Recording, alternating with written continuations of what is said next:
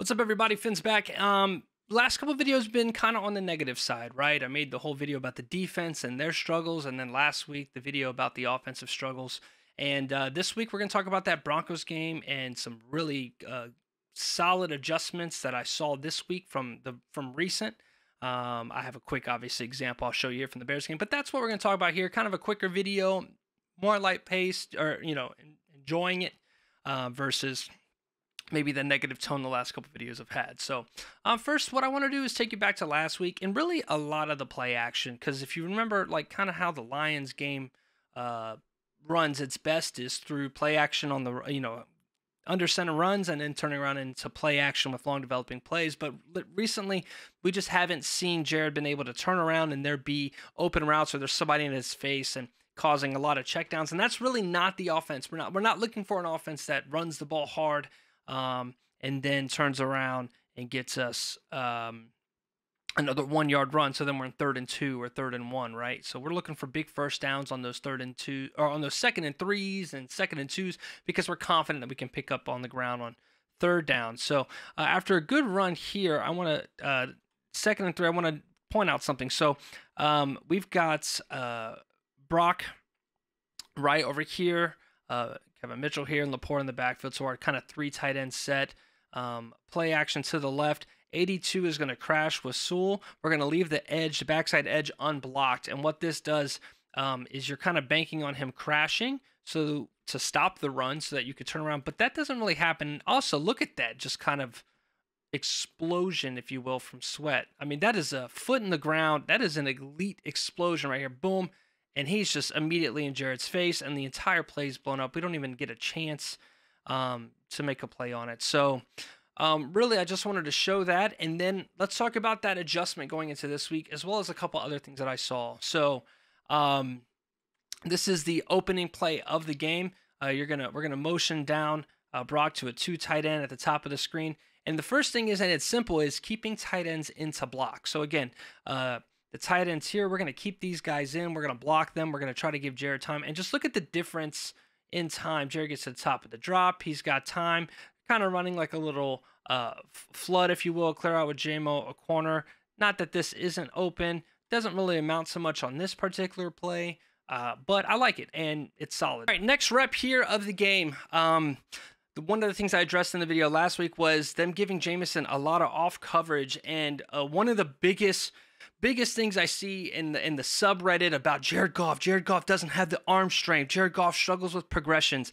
You need to go back and you need to look at what Jared Goff was known for coming out of college, which was progressions, a quality arm that can make all the throws. Yes, Jared is currently struggling with Jameson Williams on the deep ball, but last year when he was slaying the deep ball with DJ Chark, did we forget? But we're not talking about that. We're going to talk about these deep outs that Jared Goff can't throw. So based on the alignment here, got extreme off coverage, expecting maybe some kind of quarters, or even man, if pressure ends up coming because of just the alignment, everybody's kind of covered up here. Can expect coverage or pressure if you want. But they're going to go with the deep out here. Nice in rhythm throw by Jared. 1, 2, 3. Ball's out. I was told that Jared Goff can't make that kind of throw. I mean, this is a typical 15 at the 20-yard throw if you count where he drops. 20-yard throw, far hash out route. Great throw. Big fan of that. So here's another motion down early, like we said. Laporta motion down into this flat. We're looking for, this is the big Jameson crosser. Again, we need to give him time. Look at how many guys are in the box here, right? So this, 1, 2, 3, 4, 5 guys. 1, 2, 3, yeah, 5. Sorry, I can't count. 5 guys on the line of scrimmage here, and a safety or a linebacker can come if he so chooses. So we're looking to, get some time. You don't know what's happening. So in past weeks, we've had an issue with, you turn around and Jared doesn't have an opportunity to throw it, even if a crosser ends up open. So what you'll see here is the play action. It's going to be actually kind of silly. Laporta's just going to not move here, but he's going to be picking up that backside. And just look at the time here. Look at how much protection he has. He hits the top of this drop. It could have been a little bit flatter, which I think maybe Jameson was expecting. I mean, I don't quite know. Again, this is a far hash throw that's pretty significant. I felt like the throw itself was on the money, I guess if you could have come here and it been probably complete because JMO can run away from Simmons. But either way, more of a good play from Justin Simmons on this part. But again, I really, really like this adjustment by Ben Johnson. It's minor, right? It's not a big adjustment. It's not some game-breaking thing, but it's just like, hey, what's the strength of our game? All right, let's do that. And these are good footballs that Jared's throwing. And we're gonna see a ton of good throws that Jared throws. So, let's keep going.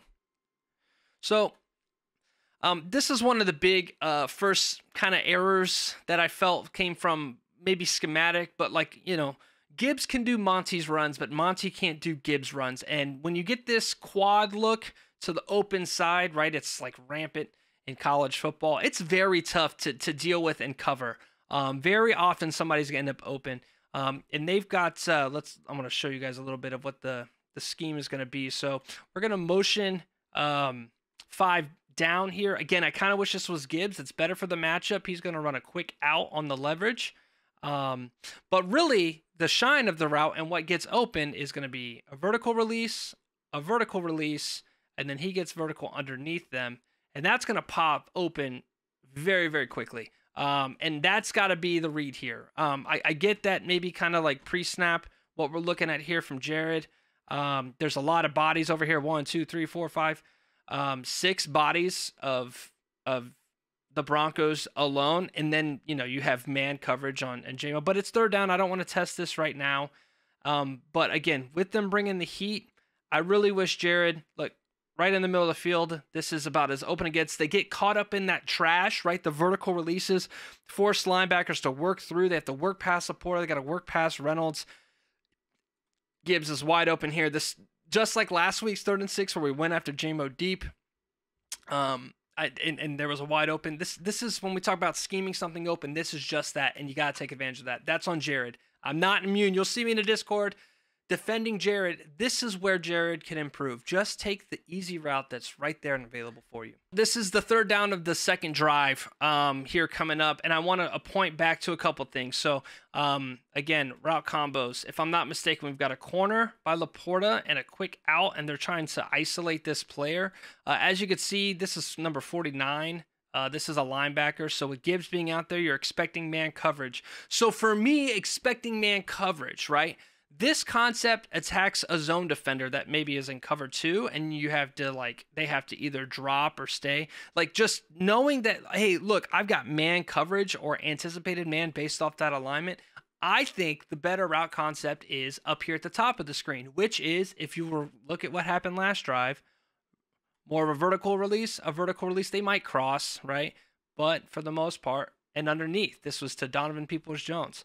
And again, when you get that alignment and the defense has to tell you, that's what empty does. It forces them to tell you, show their hand, right? When you get that alignment, I think you need to go after it. So here at the snap, again, they end up being in zone. I get that. But this is like if you get a team that's showing man coverage alignment and then they want to hop in the zone, that's not exactly a strength of a defense. I get that that's disguising, and they did earn a sack here. He just doesn't turn in time. I don't know if that's on Jared, because Jared's looking for it. Jared is looking for this right here, but he can't do it because Laporta is a little bit more, if he would kind of flatten this out. But like I mentioned before, when you're talking about looking at the top of the screen here, they get vertical. He's attacking the leverage of the defender, getting eyes on him, and there's a throw here to be had. There is a throw here to be had if he can sit down there. So I'm not mad at Jared going to here. Again, Jared Goff is a way better quarterback and field reader than me. He must have seen zone, and that's why he looked that way. I think the issue is Laporta doesn't turn around, and by the time he does, he's got the D tackle in his face. So we get a sack here. But again, it's kind of Ben Johnson schemed up that was a good 3rd down play. I'm normally pretty critical of the 3rd down plays, but there are a lot of places to go there. And it looks like he did come back to it, so he just got hit in the face. So there's that. Let's go to the good play here. Again, I'm on the common theme of protecting 6 and giving Jared enough time. We just get a 1st down after a throw to Laporta. And this is going to be a nice deep in. I mean, it's the typical Ben Johnson But look, 1, 2, 3, 4, 5, 6, protecting 6, discouraging the blitzing, and then just all of these guys are just kind of lost in the sauce. They're out scrambling, and it's just leaving this open. And this is where Jared is elite. Yes, that's the word I used, elite. He throws these on the money consistently. Safe football right to the guy's chest. Good throw there, Jared.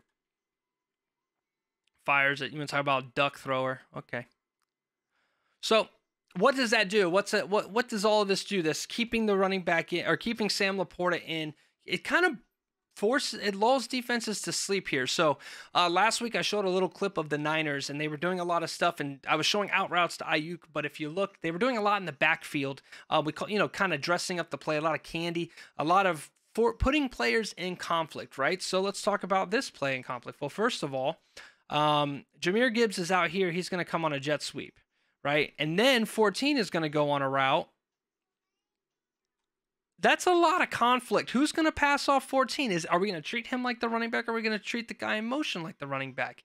Not only that, since it is a play action, they're going to kind of move the pocket, so everybody's kind of moving right. It's almost looking like a sprint out. It looks like they're going to maybe keep the jet. Like, there's so much stuff going on in front of these linebackers' eyes. They've got to account for this. They've got to account for 14 leaking. They've got to account for all of these guys moving to the right at the snap, that everybody misses Laporta sneaking out on the drag. And this is by design. This is why you do that over and over and over again. Not only have we now given ourselves time, like Ben Johnson gets, there's a lot of downsides because it seems like he's trying to set something up for like later in the game, but he never gets to it, or setting stuff up for later weeks. This is a really good job of setting yourself up with success on that actual play, and then using that to your advantage instead of a setup that just kind of, if it falls flat because it's a look you're trying to get a different play later. Well, they know that's coming, but if you have a play, keeping Sam in to protect play after play, like, they're not game planning for play action without Sam Laporta. They come into the week, they're like, watch for Laporta on the seams and on the goes and on the digs and on the corners. We got a play action. Jared's want to have it. What happens when Sam Laporta stays in? What am I supposed to do?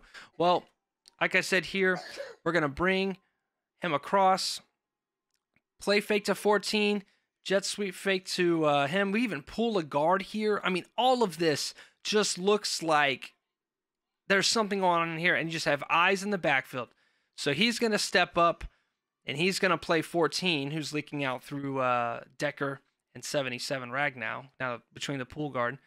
Then you have Gibbs that's bringing this linebacker, and then you have Josey Jewell, who's trying to gain depth because he's trying to guard the middle of the field. And like I said just now, Sam Laporta is leaking out. He's not even worried about this corner because he's got to play the go by 14. This is wide open. This results in an easy pitch and catch. And then, I'm going to let you guys see this juke from behind. It's incredible. So watch 87 here on the right side of the line. Again, all of that movement to the right, a pulling guard. The pulling guard even helps protect on the throw. Like, it's just the whole play is extremely well done. Kudos to Ben. Thank you for giving Jared a little bit more. This is a good throw. We saw this a lot through weeks 1 and 2. Just a quick fade. I mean, this is Josh Reynolds on what many would say is a top 3 corner in football. Okay? If this connection works against a top 3 corner in press man, why did we abandon this? I haven't seen this throw in about 5 weeks, and it's back, and it's better than ever. It's just, this is what you brought. This is what Reynolds is here for that connection. And so here's 2nd and 17. Again, another display of Jared Goff's arm strength, as well as a good job by Ben adjusting. Denver wants to have extreme off coverage. He's going to check into this. Throw an easy out route to J-Mo. Makes a move. Again, motions down. He sees that he's got zone because 23 is out there in the corner. So he's like, all right, fine. You want to play off zone against J-Mo? I'm just going to rip it. Grip it and rip it. Great throw. And then the juke. Another thing I want to notice is J-Mo gets depth so quickly and closes the cushion so quickly, he has to back up. He has to. And you say, well, Jared doesn't have the strength. It doesn't matter. He's going. J-Mo's speed is going to help make it to where they cannot jump those routes if they wanted to. I wanted to point out this rep here. can't remember if this was a key third down in the game, but this is just good. These two are so in sync. He's gonna come and he's gonna put a little move, and then he's gonna find behind him.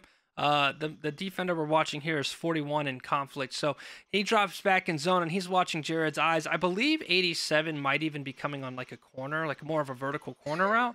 Jared does a really good job, and we'll see it from the other angle of kind of moving 41 out of the intended throwing lane. And this is just something that Jared does well. So these guys go outside release, vertical. He's getting depth. Jared's eyes are on Laporta, but you're going to see him kind of open, right? Just like open, kind of almost a shoulder pump real quick, and his eyes are going to cut to the right. You see it kind of a foot shift, just enough, and he jumps into the lane. He jumps really quick, and that's going to open up right behind him. It's going to be a little bit clearer on the backside view of this play.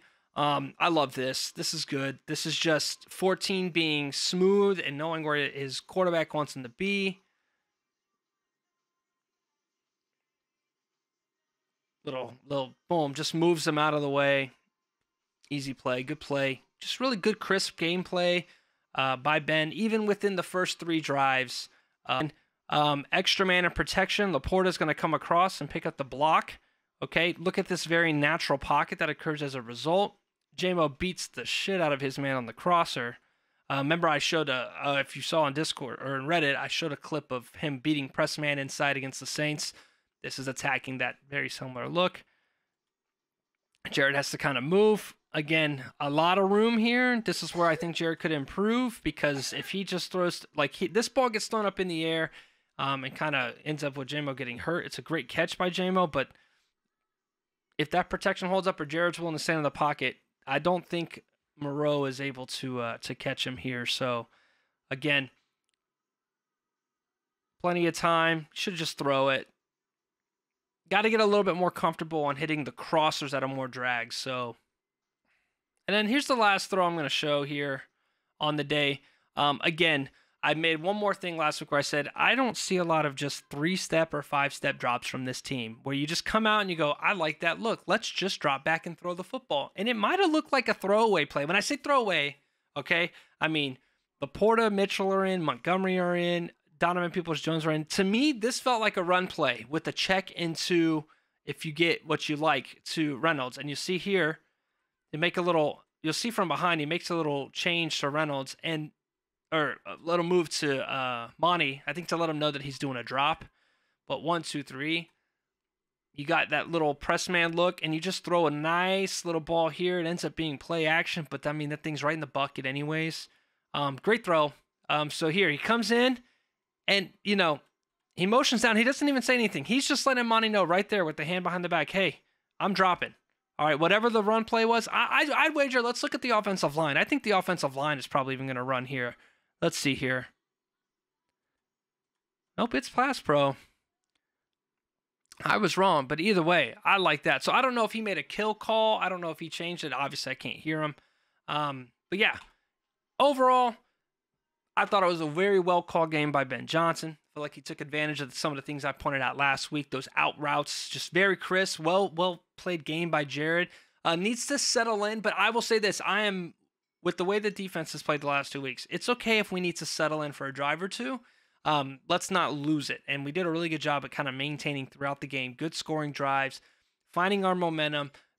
I like the idea to kind of go to more of a max protection look. Don't worry about bringing that. I would rather Jared have to turn around and throw it away than like have that tight end leak into a flat and that be it every time. Because people are going to just play that. And it was very frustrating to watch against the Bears. And this week they did a good job. So either way, great win. Let's go beat Minnesota. And then if this Detroit Lions team shows up against Dallas, we're going to be a force in the playoffs for sure. Till then, see ya.